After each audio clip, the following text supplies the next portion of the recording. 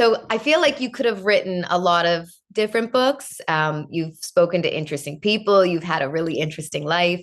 And you decided to write about your dad and write about fatherhood. And I'm curious as to why you felt the pull to explore fatherhood with this book.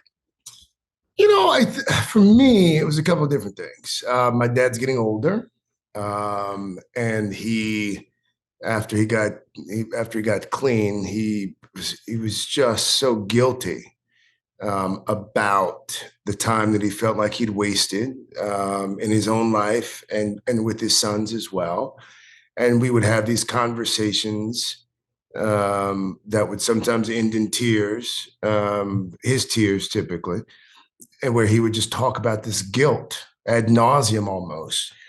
So I wanted to sort of write this book as a love letter to him, just to sort of let him know that all had been forgiven, absolved.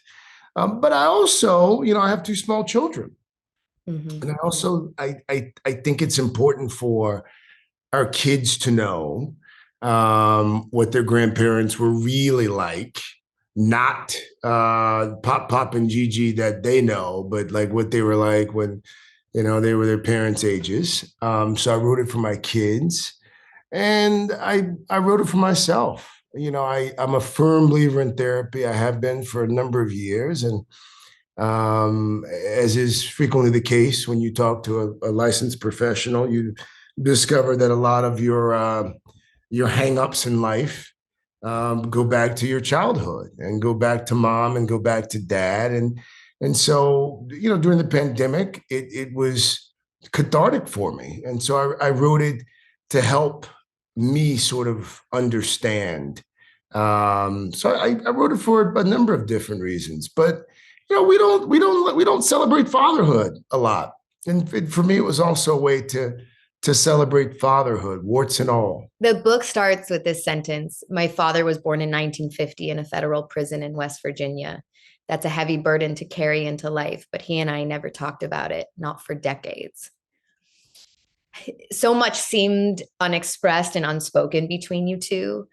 And after not having talked about anything of real substance, or sort of overlooking that huge aspect of life, how did you approach having these really difficult conversations with him? I used the book as an excuse. It was actually pretty genius.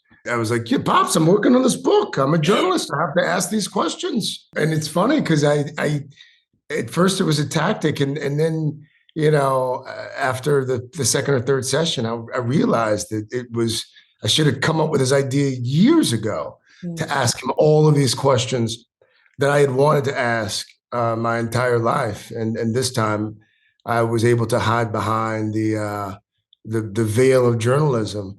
Um, but it was difficult at first, but the more we talked, the more questions I asked, it sort of became obvious to me that my dad, he wanted to talk about some of this stuff. It was as if he had been waiting to answer some of these questions about, why he was such a garbage father for so long. And he wanted to talk about addiction, and he wanted to talk about, when he was a little boy and how his father was exponentially worse than he ever was.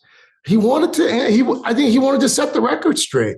And you're a journalist. You've found this to be true over the years. Sometimes when you sit down and talk to people, you discover that they really want to have the conversation. I mean, there's been stuff that's like pinned up, and they want to get it out, and they want to get it out oftentimes to an objective interviewer.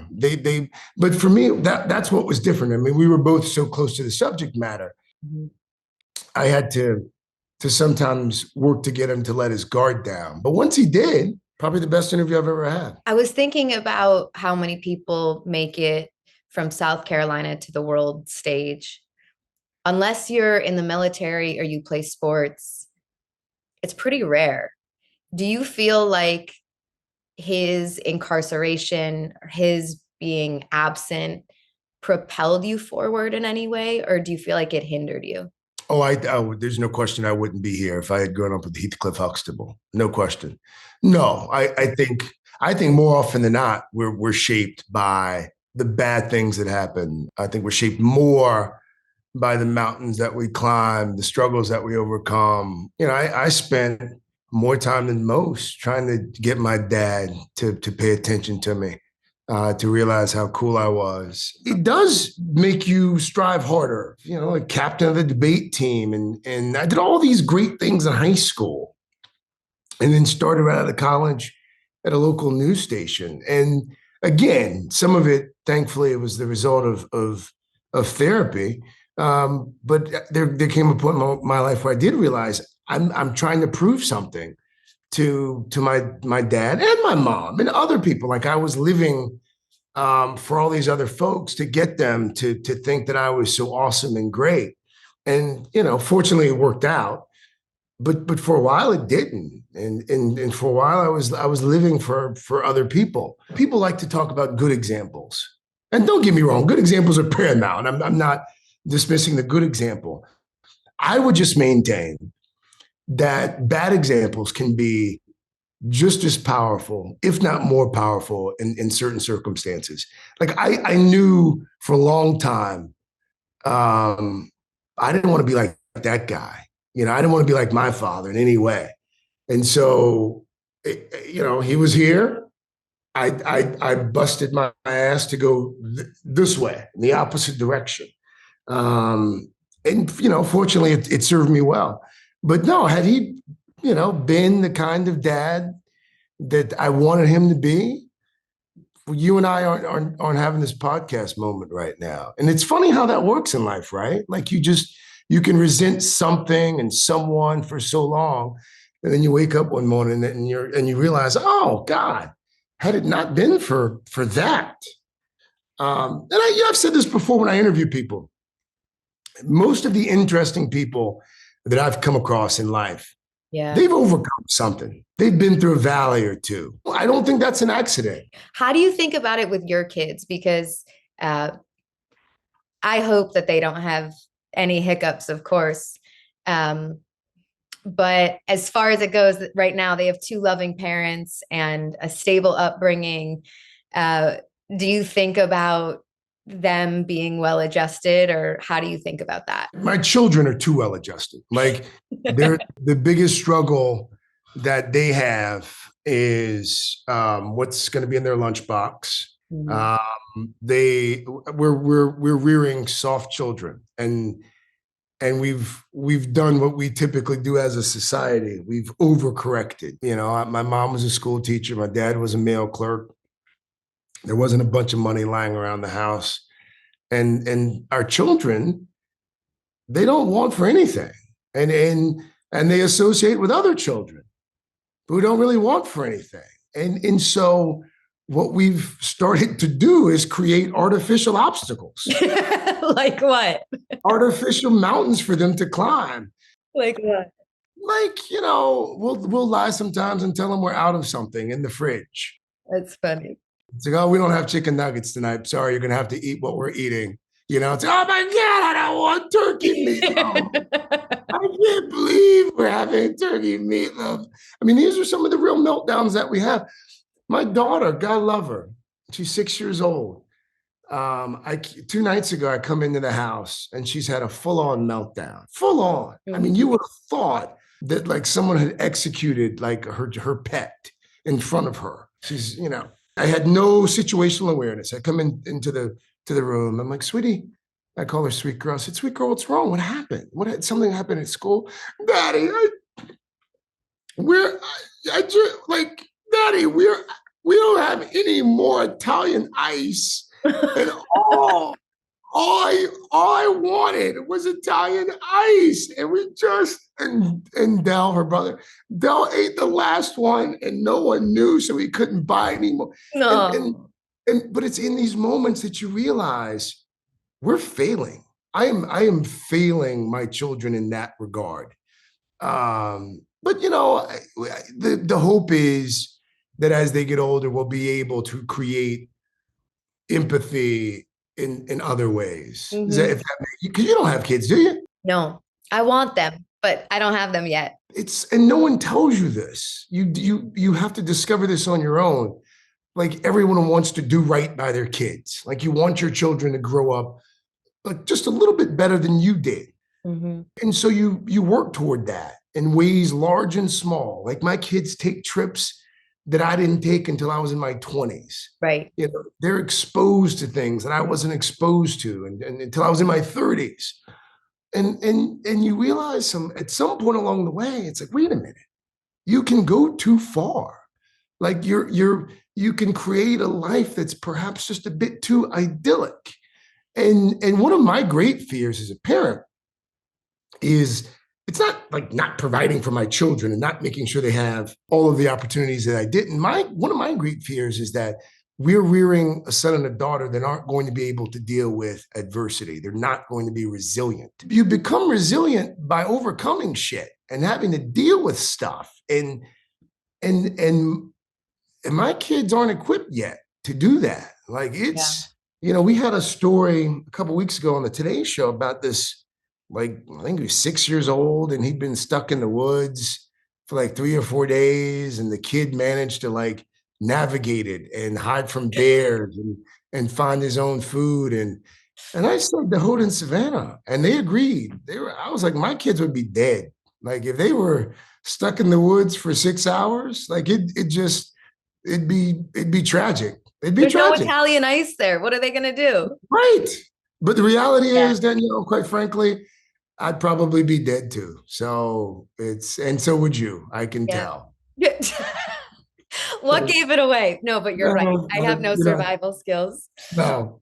One of two things happens, as you've discovered, it seems, when terrible things happen in your life. Yeah. Uh, that terrible thing either drags you down and you're never Mhm. the same, or that terrible thing fuels you in a way that has gotten you to where you are now. For most successful people, it's the latter, like the bad thing, and inevitably terrible things happen to all of us. But when you can figure out how to use that Yeah, to motivate you, that's a superpower. it is. Yeah. Thanks for saying that. I want to go back to your dad. He worked in the postal service, and you share a lot about his job, a lot of stories. And I'm wondering if there's a specific memory about your dad that you carry with you or that you reflect on more than others. There are a slew of them. One does come to mind because this spoke to his work ethic, and it also spoke to how cheap my father was. And you have no idea how cheap the man was, but he was cheaper than most dads. So this would have been the summer between my seventh and eighth grade year in middle school. We had some issues at the house with the toilet. And there was an issue with the sewer line. And the sewer line was at that point probably 20 years old and it needed to be replaced. And my dad had a couple guys come out, give some estimates. And this is, again, summer in South Carolina. And Danielle, you didn't grow up down south, but summer in South Carolina, it's like the gates of hell. And Mm. from 8, 9 in the morning until 6 or 7 at night. It's like you go out for a run, you get sweaty, and you take a shower, and you get out of the shower, and you're still drenched in water, and you go back outside, and they're just constantly sweating. It's for 12 hours. And so my dad was dissatisfied with the quotes. And so he says to me, his 12, 13-year-old son, maybe 14 at that point, I can't remember, but he's like, oh, we can do this shit ourselves. That was one of his favorite lines. And so he worked third shift at that point. So he would get home at like 7, maybe 8. And he wanted me to be up when he got home so we could go out and dig up the yard from the house to the street so you could uncover the sewer line, and we were going to replace the pipe ourselves. At that age, I didn't question my dad, but based on his previous experience with things around the house, I knew it wasn't going to go well. But but my payment was going to be a pair of Reebok pumps. You may be too young to remember the black and white Reebok pumps with the orange ball on the tongue. But back in my day, that was $150 pair of shoes, and it was almost worth it. So anyway, we would get up. My language. I love sneakers. I can tell. And I got up every morning and we dug up this sewer line for 2 weeks.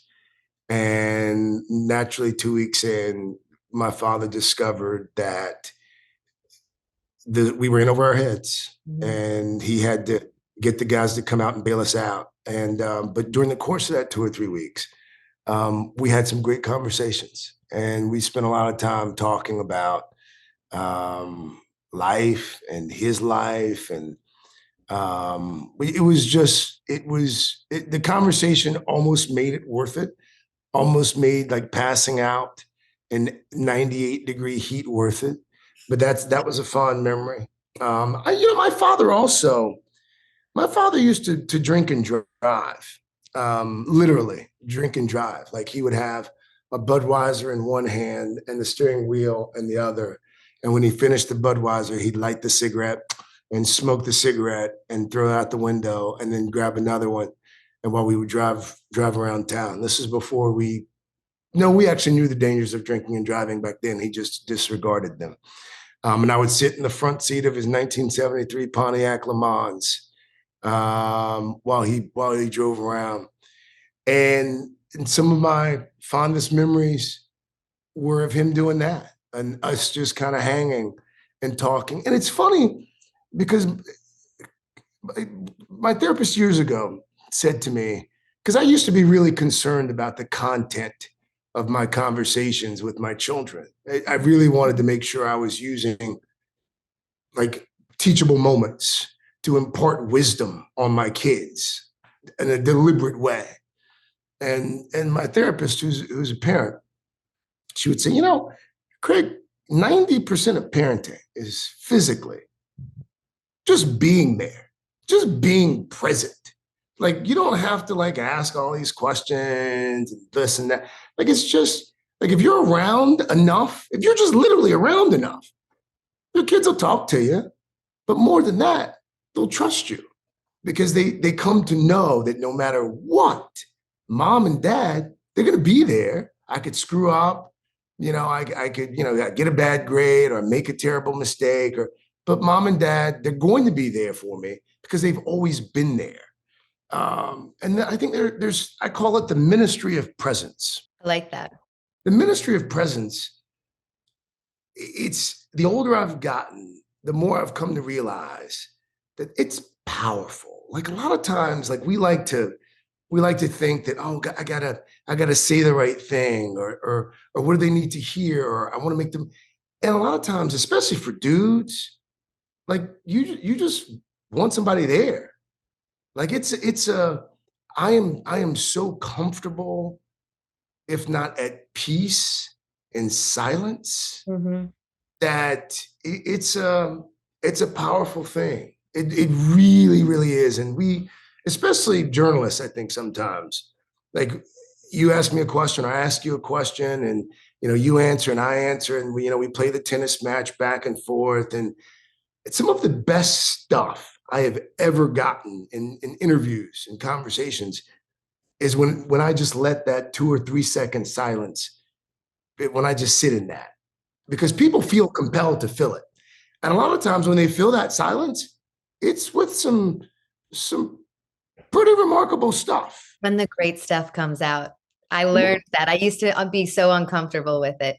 When I am most uncomfortable, that's typically when I'm at my best, professionally and personally. Wow. So the last 3 men that I have dated seriously. Jesus, how many boyfriends have you had? Okay, I'm 32, first of all. Okay. Over the last, I would say 10 years, the 3 guys that I have dated seriously all have not had present fathers. I don't know what that means. Well, I think you know what it means. This is not about me. However, you're trying to heal the broken. Oh, I don't know. Maybe. Maybe you are. You're trying to fill a void. I don't think so. I think I like people that have a depth of feeling that lead with conversation. And when people have been through hard things, it sometimes translates to that. Is that Yeah. No, anyway? are you on the apps? Do you date on the apps? Not really. Well, you got to get on the apps. Everyone's on the apps now. I thank you. My mother will really appreciate you saying all of this. She listens to the podcast and she's really trying to get me married. However, I only share that. I mean, you're very young. Thank you. I don't know how this turned into a relationship podcast, but go ahead. I'm sorry. Well, I share that to say that all three of them, I have felt this gaping hole inside of them that nothing can replace. No amount of love, not even children, can replace. And it shows up in different ways. I'm wondering, as you were in your 20s and you started dating, and I know you talked about self-acceptance and love, how did it show up for you? Oh, oh God. Oh, that's a big question. We're all broken, and most of us are broken in myriad ways. Some of us are better at hiding it than others, but no, we're all walking around broken. Some of us, in many places. And it's funny you asked me that question, and this is not hyperbole. I was such a terrible boyfriend slash dater slash whatever you want to call it in my 20s that there have been women that I have seen over the years. I have apologized to them for my behavior in my mid 20s because looking back on it again with the gift of hindsight and being self-aware now, like most dudes aren't worth a damn until they're at least 30. And that's fact. And some guys they present well, and I would not have dated me before I was 31. Because guys are just, I mean, and I was the same way. And I was worse because I was on local TV every night. So I thought, oh, wow, I'm 22, 23. Like, this young lady would be lucky to like fall in love with me, or if it's a Friday or Saturday night, fall in lust with me. Right. And so for 4 or 5 years, I walked around, I could not have been more self-absorbed and arrogant about everything. And so for me, the void was, again, I'm not blaming my father, because I also blame my mother a little bit as well.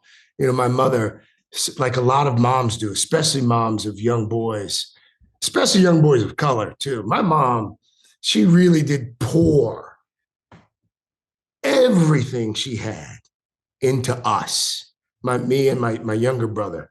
Especially, she poured everything into. Like at one point, I mean, she was a school teacher who picked up a second job. Who, and it wasn't it wasn't the kind of love that we exhibit to our children. Like we hug our children multiple times a day. We tell them we love them. We tell them how special they are. Like that's not. My mom came from a different school of love. Like her love was hard and tough. And if she hugged us, or if she said she loved us, we had either graduated from high school or like gotten a college acceptance letter, or like we had done something spectacular. We earned that shit. And my dad just never did. So like we didn't. So it forced us to strive. And so when I was in my 20s, I would date women who first of all were nothing like my mother, which wasn't a good thing because my mother is one of the two best women that I know. But I deliberately, my mom was in church like 2 or 3 times a week.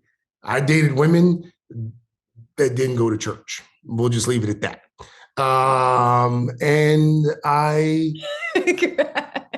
And again, this is a result of therapy. I think because I did not get a lot of physical affection when I was younger from either parent, that I was attracted to women that was their love language. Mhm. And so I would do this thing where I would go from one extreme to the other. I would date someone that I knew that I couldn't take home to my family Mhm. for a host of reasons for a while. And then I would overcorrect by dating someone that went to Bible study twice a week. And so I found myself toggling between various forms of misery until I got to a point in my life in my 30s where I discovered that these women that I was, they weren't the problem. I was the problem. Once I found out like who I really was, not who I pretended to be to the world. Like once I like did, and this took a year and a half. I had to really spend some time on me, like what makes me tick. What do I really like? What really drives me? But most importantly, and this was what I had to, what do I detest? What don't I like? What really, Interesting. yes, I had to have a come to Jesus with myself. Hmm. And it, So, like, it besides being rude to waiters, what did you detest? oh, I detested women and people, not just women, because Yeah, I've, yeah. I've, I've had to call my friend group over the years as well. You have to have a code. I don't have to agree with what your code is, but you have to have like core beliefs. You'd be surprised how many people's core beliefs like shapeshift and they mold their beliefs to whoever they're hanging out with. And I spent a lot of time in my 20s hanging out with people who did not value the same thing. Mm. I value family. I value faith. I value a work ethic. I value people who professionally are doing what they do because they genuinely enjoy it. They love it. They feel like they are responding to God's purpose for their life. I spent a lot of time trying to vibe with people who didn't subscribe to those core beliefs. And I found myself trying to like shape and mold to them. You get to a point in your life where you just, I don't know. For me, when I started to realize that, like mountains were moved, really. And it's even like people are like, oh, professionally, like to what do you attribute your success and blah, blah, blah. I'm like, I found out earlier than most that I had to be comfortable in my own skin. And one of the highest praises for people who do what we do, Danielle, when someone says to me, you know what, Craig, I didn't Mm. realize that you're the same person off camera that you are on camera. I'm like, well, who am I supposed to be? Like, what's the other? There's no alternative because I am the same person. I just got back from a vacation for my birthday with three childhood friends. I don't have a lot of new friends. I roll with the same people I've been rolling with for 30 years because it served me well. It also means you're good at saying no because a lot of people want to be your friend. So you're good at boundaries. Oh, I start with no. You do? Oprah, Oprah's like, oh, start with yes. I don't disagree with Oprah a lot. I'm like, no, no, no. No, I start with no. Because you can, once you say yes, Danielle, you're locked in. Right. Especially if you have the code of values. You have to follow through on the yes. Yes. You Yeah. don't see me out. I don't go out and do a lot of stuff. And you know what? You should charge people for this because this is therapy for me. You're so kind. My therapist told me that resentment is an unspoken no. And Mm. that changed everything for me because if I was frustrated, it was because I was saying yes too much. You shouldn't say yes too much. And it also devalues your time and it cheapens your brand. I agree. And I can tell by those Jordans behind you that your brand it's pretty impressive. Thank you. That's really sweet. So, for women who are listening, can you share what's unique about the father son bond? I think the mother daughter bond is really complicated. And on the podcast, I will hear people say, like afterwards, they'll message me. They'll break news, they don't say anything. They'll talk about dating, they're okay with it. If they speak about their mother, they'll email me and say, can you take that part out? I shouldn't have spoken about her like that. It's the What? only thing people ask me to take out. And so I'm so curious. I never get to talk to anybody about what that father-son bond is like. And you won't have to take any of this out. Thank you. You are And, exceptionally honest. It's unbelievable. well, it's probably to my detriment. That's why I don't do a lot of podcasts. Yeah. So the bond with my father, I'll start with that one, and then I'll talk about the bond with my son. Um, I think that it's, first of all, I think it's generational. Mhm. And I think for men of a certain age, I'm 44, just turned 44. My father, he did not emote. He did not emote because he wasn't capable of it. And it took me a while to realize that. He did not emote. I remember the first time I ever saw my father cry was when he was at his mother's funeral, my grandmother's funeral in 1995. I was like, oh, Wow. wow, dad does have tear ducts. And I've probably since then seen him cry a couple dozen times because as he's gotten older and as he's gotten clean, he has discovered that he is capable of emotions that he did not know exist. So I think that father-son bonds evolve. Mhm. Um, and my bond with my dad now is like he'll call me up or sometimes he'll FaceTime me, which is even weirder. But he'll call me up and we'll talk about either the game that was on the day before or the game that's on while we're talking. And sports starts the conversation, and we go from that into what my kids are doing, what my wife's doing, what I'm doing professionally, or what. And but so sports is the gateway, Mhm. and I say that to say we've always had one thing in common. If you can find the one thing that you have in common with your father and use that as the springboard into conversations of substance, that's a hack for me and my son. And it's funny because there was this moment 2 weekends ago, and he had two of his buddies. My son's 9; he's in the 3rd grade, which is it's a weird age because he's starting to discover that his father's an embarrassment on some level, No chance. and he wants his independence. And Nice. and he and his buddies Luke and Brady, they were playing or whatever. And one of the things I love doing is I love eavesdropping on my kids because when Do you they know?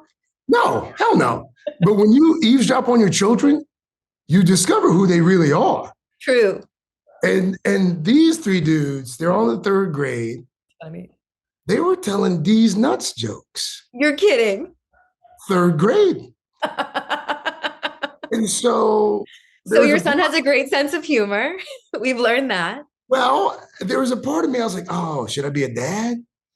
And should I go and like and say, hey guys, we don't do D's nuts jokes in my house? Or should I remember when I was in the 3rd grade how proud I was of a good D's nuts joke? And so I did something that a buddy of mine suggested months ago. I sat it out. And by that, I mean, there are obviously going to be times in the relationship between a father and son where you have to step in and say, hey, that's a terrible idea. Or, hey, you really screwed this up. We need to figure out how to make this right. Let me impart some wisdom on you. If you engage in every battle, then you lose the war.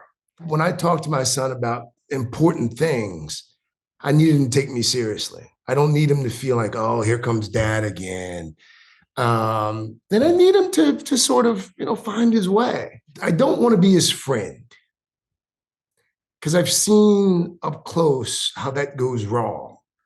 But I do want him to be the first person that he comes to when shit hits the fan, as it undoubtedly does all the time. And to build that trust and to have that relationship, I can't go cracking down on these nuts jokes, you know? You absolutely can't. Also, everyone appreciates a good D's nuts joke once in a while, That's what I said. especially if they're clever, Right. Right.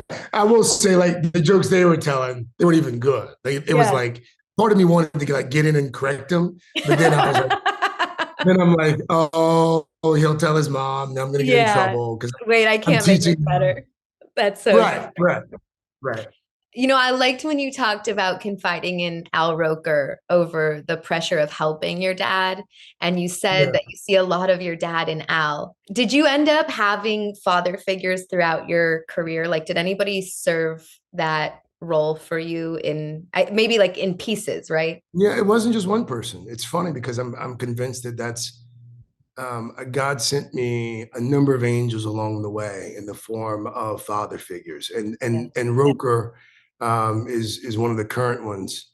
But Al and I really bonded years ago on a road trip to Maine, and my dad was in a bad spot, Yeah. and I had decided I needed to get him into rehab, and it was just me and Al in this camper driving to Maine, and I'm on the phone with like different facilities, and I'm talking, and um, and Al and I have talked about this since then. Um, he said to me, he's like, that's when I knew you were good people. When I saw and heard the way that you cared about your father and you're trying to get him help and you were Mm. relentless. But when I got to the Today Show Did you feel like you were relentless? in trying to get help from my dad, Yeah. no, I think I'm probably, not to sound whatever, I think I'm probably relentless in most things. Mhm. And that was just another, I wasn't going to accept no. I was going to find the best place for him. Yeah. And I think Al just got a chance to see and hear that up close and appreciated that. But when I got to the Today Show years ago, the Today Show's it's like a it's like a high school cafeteria.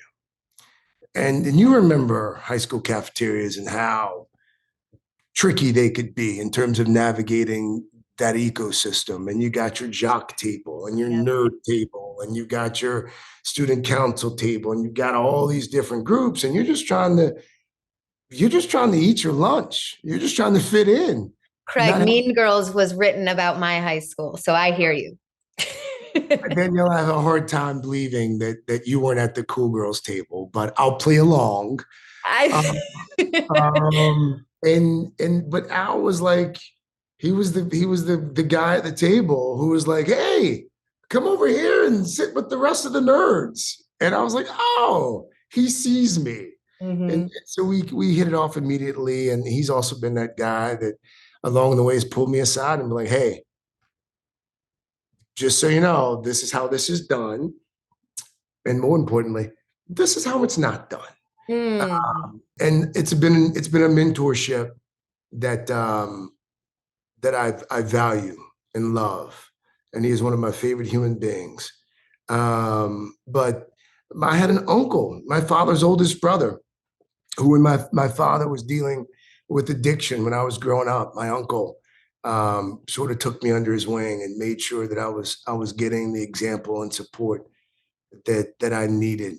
I've had and my mother's brother, Uncle Pop. You know, he was also a shining example. I've had so many examples, even teachers along the way that thank God I was able to draw some things from them, large and small. Because that's the thing, Danielle. Like people, like if you're lucky and blessed, you've got two great parents.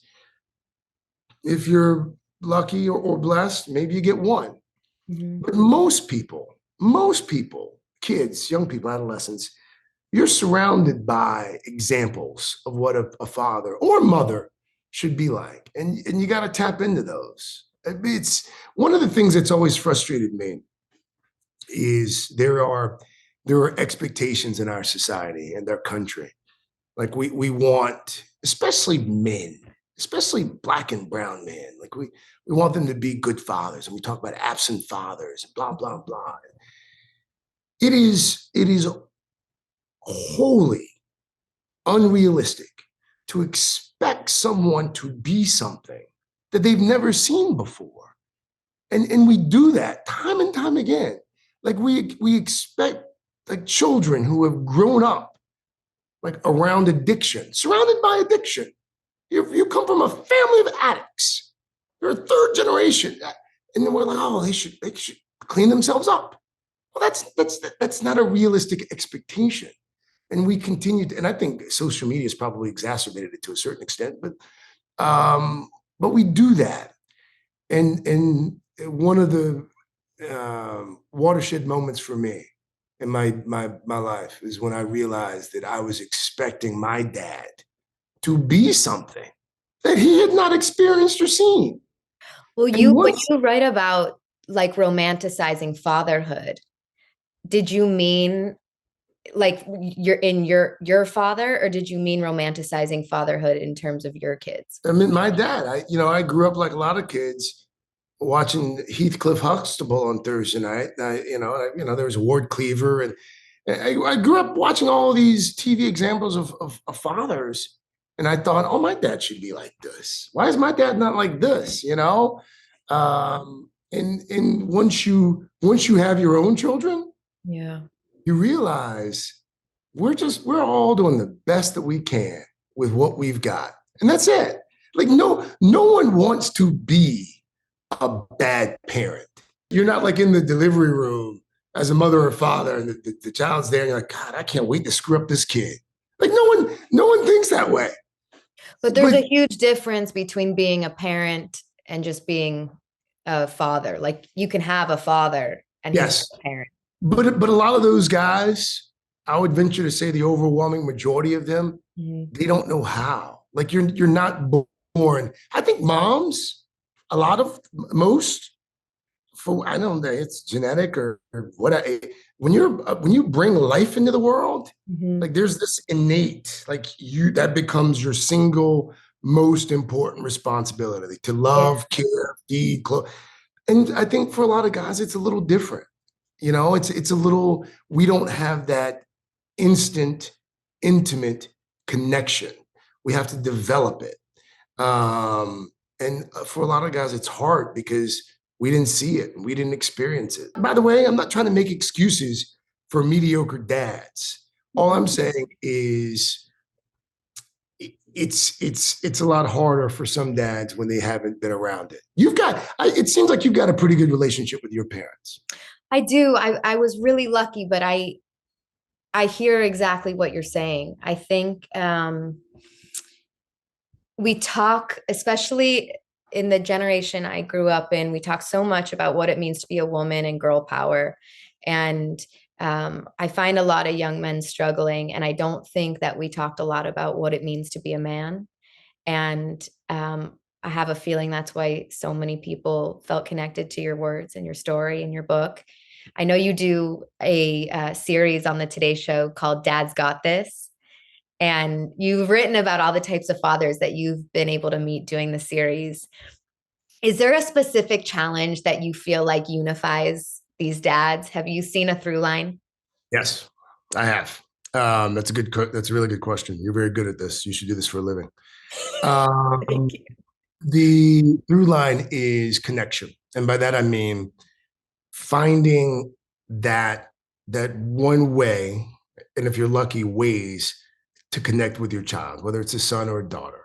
And if we're being honest here, I've never had trouble connecting with my son. I coach his basketball team. You Uh, do?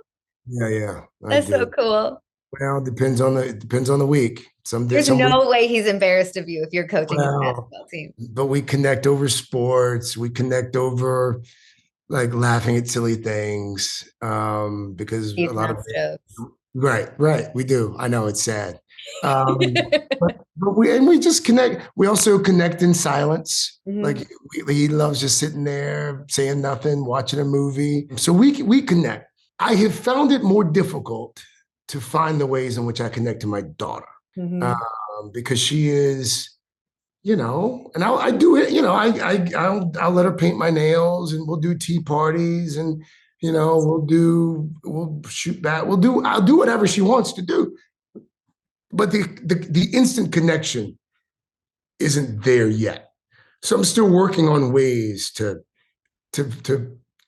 connect with her. And I think the Dad's Got This series, one of the through lines is all of these dads have found usually pretty unique ways to connect with their children. I mean, we profiled this guy.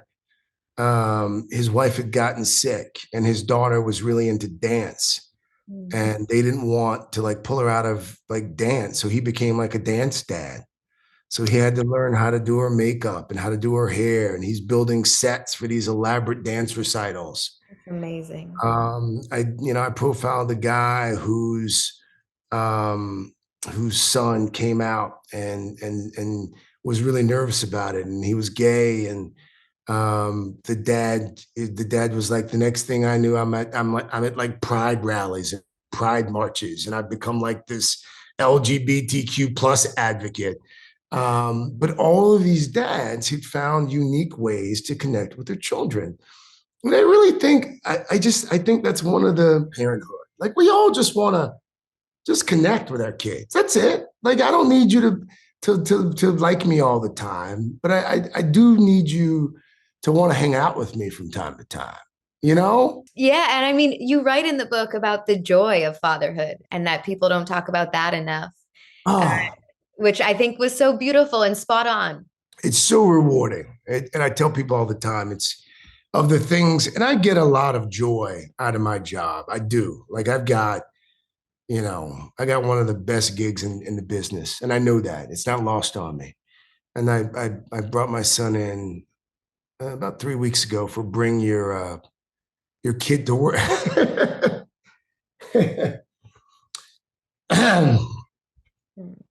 I get emotional talking about it. Wow, that's weird. So I bring him in for a bring your kid to work day, and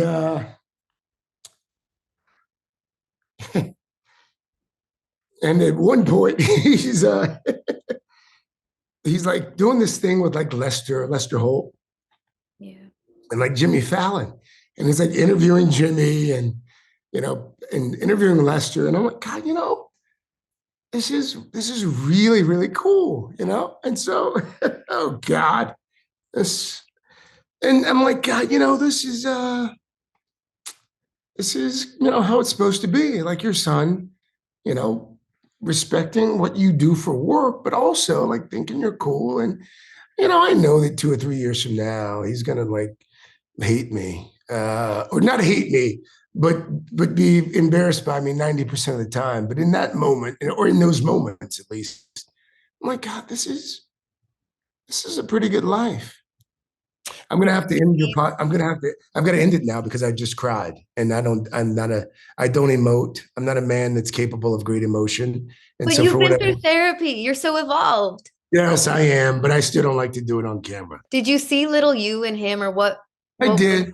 I yeah, what did. was the I did. I did see Little Me and Him. I was a high school reporter. I worked for the local TV station when I was, 15, 16 years old. And so I was like, oh God, I hope he's not catching that bug. It'd be great if he went to med school or law Yeah, school, I know. had a real It's such job. a hard road, right? You're It like, is. And please people go don't know, somewhere. Danielle. People have no idea Mhm. that, my first job out of college, I was making less than tuition at my college, and I lived with my parents, and I would steal toilet paper from them, and I would go to my grandma's house for meals because I loved her, but also because I couldn't afford food. So, people don't like to talk about the struggle. Parenthood's a great thing when you can take some solace in knowing that you've broken a generational curse, you know? That makes me emotional. Sweet. I have two rapid fire questions before you. Oh, yes. I heard about your rapid fire thing. Yes. What is a book that has changed your life? Something you think everybody should read? The book that I wrote, not because I'm trying to sell them, but because it was the most cathartic thing I've ever done. And I so look forward to the day when my children and grandchildren are able to pick it up and learn a lot about their grandfather and great grandfather, and also a lot about me. You write a lot of things down that you would never be able to say. And the same was true for me. So yeah, it was my book. And it's funny because people bought it, and I was pleasantly surprised that a lot of people bought the book, but I didn't. And I was very clear with the publisher, because you don't make by the way, I think there's a common misconception. You don't make a lot of money writing books unless you're like J.K. Rowling. or James Patterson, or like Mhm. 6 or 7 other people. That's not why you do it. Barack Obama. Yes, yes. So I didn't do it to like make money, or even extend my brand, as some people like to. I literally wrote the book for 3 people: my father, myself, and either addicts or people who have grown up around addiction. That's it. Those are the 3 audiences. I just didn't fully appreciate how many people could identify with the latter group. Growing up, I'd ask my dad, what can I get you for Father's Day? He's not a stuff person. He wants for nothing. And he would look at my brother and I, and he'd be like, I just want to be left alone for the day. What is the ideal way for you to spend Father's Day? Your father and I have a lot in common. I wish that they would ask me what I wanted, and maybe they'll listen to the podcast. I want a nap. Yeah. I want to be able to have not one but 2 bourbons with 3 ice Mm. cubes, That's so and I want South to be. Carolina of you. Yes, I know, and I want to go play 9 holes, not 18, because that blows the whole day. I just want to go play 9 holes of golf with 2 or 3 people that I enjoy. Um, I should write that down and send that to my wife. So I have a card deck that I'm going to send you, but it's 52. So Larry King was my mentor. And after he passed, he was so innately curious, insatiably curious. And I put Oh, together 52 of my favorite questions in a game, kind of in honor of oh, him. that's good. What? Stop. That one. That everybody always gets the question that they're meant to get. What is the title of your memoir for this season of your life? I have really worked on that, and I finally feel like I'm getting to a point where I'm comfortable in stillness and like being where I am and trusting it's where I'm supposed to be. You've been in this business a long time. I mean, everyone's always striving and trying to do more and trying to get here. And you get to a point where you realize, you know, where I am is okay. There are a lot of people who would love to be where I am. That's pretty awesome. Okay, well, then I wish you stillness. I wish you peace and a great Father's Day.